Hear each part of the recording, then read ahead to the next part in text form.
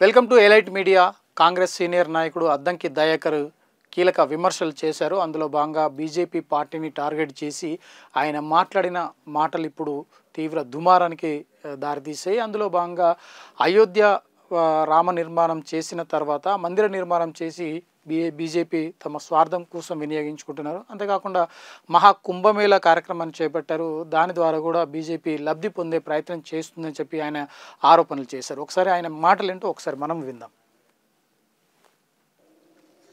2029లో పూర్తి స్థాయి తామే అధికారంలో రావడానికి చేసే ప్రయత్నాల్లో భాగంగా అటు సౌత్లో ఇటు నార్త్లో అన్ని రాజకీయ కుట్రలు చేస్తుంది. జమిలీతో చేసే ప్రయోగాలు కావచ్చు, లేకపోతే మతంతో చేసే ప్రేరేపిత రాజకీయాలు కావచ్చు. ఇప్పుడు మీరు చూడండి, అయోధ్య దేశ ప్రజలందరిదైనప్పటికీ కూడా బీజేపీ సొంత వ్యవహారంగా చేసింది.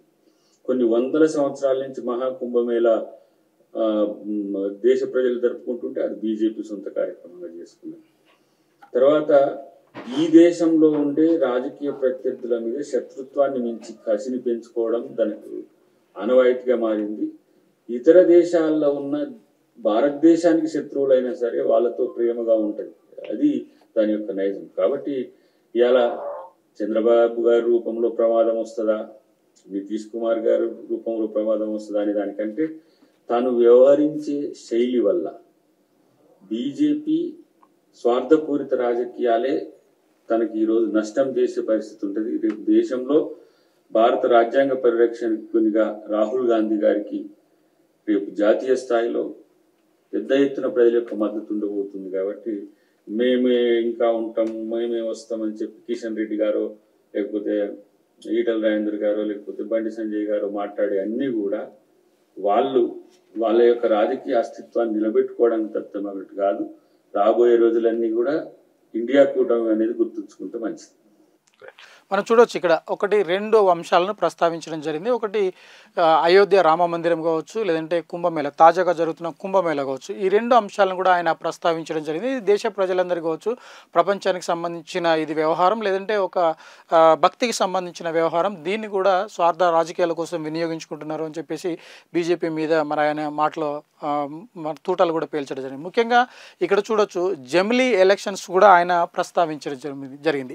జమిలీ ఎలక్షన్లు కనుక వస్తే ఖచ్చితంగా దేశవ్యాప్తంగా బీజేపీ ఆధిపత్యం కావచ్చు, లేదంటే గెలిచేందుకు ఒక కుట్ర చేస్తున్నారు అని చెప్పేసి పరోక్షంగా ఆయన చురుకలు పెట్టారు. అయితే ఈ నేపథ్యంలోనే ఇటు సౌత్లో, ముఖ్యంగా నార్త్లో బీజేపీ ఆధిపత్యం ఎట్లాగో కొనసాగుతుంది కాబట్టి సౌత్లో కూడా పాగా వేయాలంటే ఖచ్చితంగా జమిలీ ఎలక్షన్స్ తీసుకొని వస్తే ఇక్కడ దక్షిణాదిలో బీజేపీకి ఒక అధికారం వచ్చే అవకాశం కనిపిస్తుంది. అందులో భాగంగా కొన్ని రాజకీయ పార్టీలతో వారందరూ కూడా ఏదైతే సమావేశాలు నిర్వహించుకొని లేదంటే వారితో సఖ్యత కొనసాగించుకున్న నేపథ్యంలోనే ఆయా పార్టీలు స్థానిక పార్టీలకు అధికారం కట్టబెట్టి ఆ తర్వాత వాటిపైనే ఆధిపత్యం చెలాయించి వాటిని పూర్తి స్థాయిలో అణగదొక్కే ప్రయత్నం చేస్తుంది బీజేపీ పార్టీ అని చెప్తున్నారు. అందులో భాగంగా ఒకవైపు గోవా కావచ్చు, ఒకవైపు మహారాష్ట్రలో కావచ్చు, ఇలాంటి పరిస్థితులు మనం చూసాము. తాజాగా ఏపీలో కూడా ఇటువంటి పరిణామాలు చోటు చేసుకున్నా ఆశ్చర్యపోనవసరం లేదు అని చెప్పేసి ఆయన ఒక ప్రశ్న అయితే ప్రజల ముందు ఉంచారు. మరి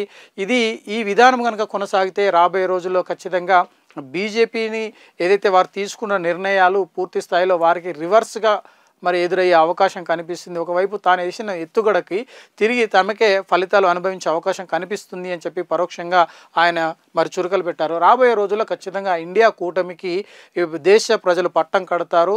రాహుల్ గాంధీ రాజ్యాంగ పరిరక్షణ కోసం ఆయన శతవిజయాలుగా ప్రయత్నం చేస్తారు అని చెప్పి ఆయన వివరణ ఇవ్వడం జరిగింది. ముఖ్యంగా ఇప్పుడు అంటే అద్దంకి దయాకర్ చేసిన ఈ వ్యాఖ్యలపైన ఇటు బీజేపీ కానీ, జనసేన కానీ, ఏపీలో టీడీపీ కానీ, లేదంటే రాష్ట్రంలో ఉన్న బీజేపీ నాయకులు ఎవరైతే ఉన్నారో, ఇప్పుడు ప్రెసిడెంట్గా వ్యవహరిస్తున్న కిషన్ రెడ్డి కావచ్చు, ఎంపీగా వ్యవహరిస్తున్న ఇటు ఈటల రాజేందర్ కావచ్చు, అటు కేంద్ర మంత్రిగా ఉన్న బండి సంజయ్ని కూడా ఆయన పేర్లను ప్రస్తావించడం జరిగింది. కేవలం మాదే అని చెప్తున్నారు. కానీ ఎన్నటికీ బీజేపీ నుండి ప్రజలకు కానీ లేదంటే ఇక్కడ రాష్ట్రాలకు కానీ న్యాయం జరిగే అవకాశం లేదు అంటున్నారు. కేవలం స్వార్థ రాజకీయాలు మాత్రమే బీజేపీ చేస్తుంది. ఇలాంటి రాజకీయాల వలన భవిష్యత్తులో ఖచ్చితంగా ఆ నష్టాన్ని ఆయా పార్టీలు లేదంటే బీజేపీ ఖచ్చితంగా చవి చూస్తుంది అని చెప్పేసి ఆయన జోస్యం చెప్పారు.